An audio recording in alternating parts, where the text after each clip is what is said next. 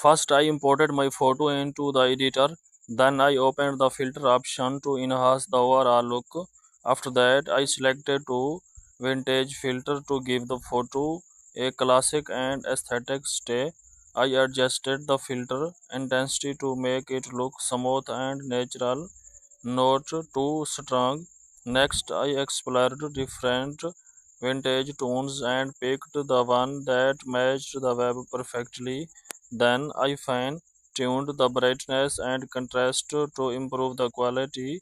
To make it more attractive, I checked the preview and adjusted the timing on the timeline. Finally, I was satisfied with the result, so I clicked on save and export.